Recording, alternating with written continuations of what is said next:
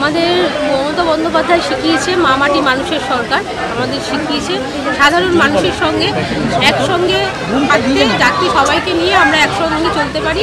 আর আমাদের বিধায়কের মস্তিষ্ক প্রস্ফুটিত হয়ে যে আমাদের সারা মাসব্যাপী আমাদের যে রক্তদান উৎসবটা আরম্ভ, উৎসব, এটা উৎসবই বলবো আমি, উৎসবটা যে উনি আরম্ভ করেছেন সেটি আজকে 23তম দিন, আমার 23 নম্বর ওয়ার্ডে আজকে অনুষ্ঠিত হলো।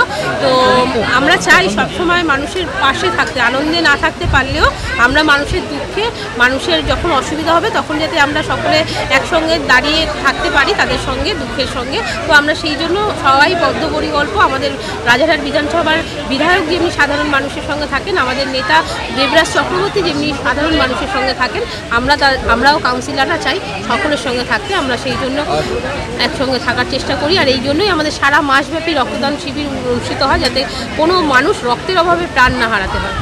আমাদের এটা সেন্ট্রাল ব্লাড ব্যাংক থেকে আজকে রক্তদান হলো। আর আমাদের 50 জনের কথা ছিল, সেখানে 65 জন রক্ত দিয়েছে। এটা সত্যি কথা বলতে কালকে না পরশুদিন আমরা ভীষণ আনন্দে ছিলাম যে এত সুন্দরভাবে যেভাবে যে ও সংগঠনটা চালাচ্ছে, যে রাজারহাটের মধ্যে রাজারহাট গোপালপুরের যুবর যে একটা সুন্দর মিলবন্ধন, আর দেবরাজ যেভাবে আমাদের প্রত্যেকটা কাউন্সিলরকে এক ছাতার নিচে আসতে সাহায্য করেছে। আগেও বিধায়ক ছিল কিন্তু কোনো কাউন্সিলরদের সেরকম সম্মান বা পেতেন না, সেখান থেকে দেবরাজ চক্রবর্তী আমাদের কাউন্সিলরদের এক ছাতার নিচে এসে আমরা একটা বন্ধুত্ব পরিবেশ আর সবাই একসঙ্গে কাজ করতে পারছি, এটা আমরা খুব খুশি। দেবরাজ এই পদটা আবার পেয়েছে, আমরা সত্যি ভীষণ আনন্দিত।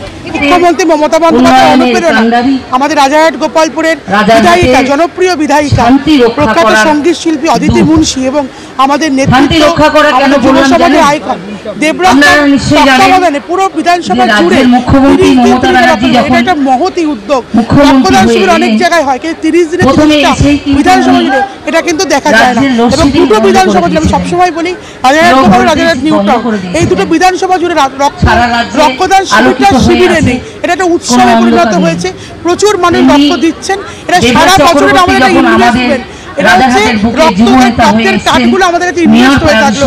যে কোনো মানুষের বিপদে এই কার্ডগুলো আমরা মানুষকে দিতে পারি, সহযোগিতা করতে পারি। এবং আমাদের দুজন বিধায়কের একটাই পণ যে আমাদের দুটো বিধানসভা জুড়ে আমরা কোনো মানুষকে রক্তের অভাবে মরতে দেবো না। তৃণমূল কংগ্রেস যারা করি আমরা সব ক্ষেত্রে মানুষের পাশে আছি, শিক্ষা ক্ষেত্রে বলুন, সামাজিক ক্ষেত্রে বলুন, সব ক্ষেত্রে। আমাদের যারা ছাত্রছাত্রী, যারা কৃতি ছাত্রছাত্রী, তারাই আমাদের ভবিষ্যৎ।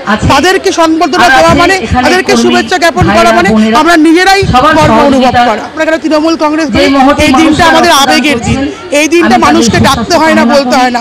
অলরেডি আমাদের দেওয়াল লিখন, ব্যানার লাগানো সমস্ত শুরু হয়ে গেছে। পুরো ওয়ার্ড জুড়ে আমরা কর্মী সভা করব, পথসভা করব এবং একটা রেকর্ড সংখ্যক মানুষ আমরা আমাদের ওয়ার্ড পুরো কেন আমাদের পুরো বিধানসভা জুড়ে, আমরা সমস্ত ওয়ার্ড জুড়ে একসাথে একটা উৎসবের আকার মতো আমরা সর্বতলা যাব। আমাদের নেত্রী তার আহ্বানে এবং তার সুবর্ণ বক্তব্য শুনে আসতে, এবং সারা বছর 26-এর বিধানসভা ভোটের আগে তার এই বক্তব্যকে আমরা মাথায় রেখে আমরা কাজের গতিতে এগিয়ে যাব। রাজারহাট গোপালপুর, রাজারহাট নিউ টাউনে সারা বছর ব্লাড ডোনেশন হয়, এটাও 1 মাস ধরে চলছে। এটা একটা অভিনবত্ব। আমাদের নিউ টাউনে তো কোনো শনি রবিবার আমাদের বাদ যায় না যে ব্লাড ডোনেশন ছাড়া। এইভাবেই তাপস চ্যাটার্জি মহাশয় এবং অদিতি মুন্সি একসঙ্গে থেকে পাশাপাশি বিধানসভায় আমাদের অনুপ্রাণিত করে। অবশ্যই তৃণমূল কংগ্রেস যে কাজ করে চলেছে তা মানুষের জন্য কাজ করছে। ফলে যে এই যে রক্তদান, এটাও তো একটা মানুষের জন্য কাজ। কারণ আমরা বাংলার মানুষ মানবতাবাদে বিশ্বাস করি, কোনো ধর্মীয় কুসংস্কারে বিশ্বাস করি না। আমরা জানি মানুষ মানুষের পাশে না থাকলে মহতি কর্মোদ্যোগ হয় না। তাই সকলে এই যে আদর্শটা মানছে বলে সাধারণ মানুষরা স্বতঃস্ফূর্তভাবে এসে রক্তদান করছে। অবশ্যই লক্ষ্মীর ভান্ডার, স্বাস্থ্যসাথী এবং কন্যাশ্রী। যেহেতু আমি একজন শিক্ষিকা, আমি প্রতিনিয়ত দেখেছি যে একদম গরিব ঘরের মেয়েরা অনেক সময় 9-এ পড়তে, 10-এ পড়তে বিয়ে হয়ে যেত, কিন্তু তারা এখন তাদের পরিবার আমাদের কন্যাশ্রীর যে টাকা, সেটার কারণে তারা কিন্তু পড়াশোনা করছে এবং নিজের পায়ে দাঁড়াচ্ছে।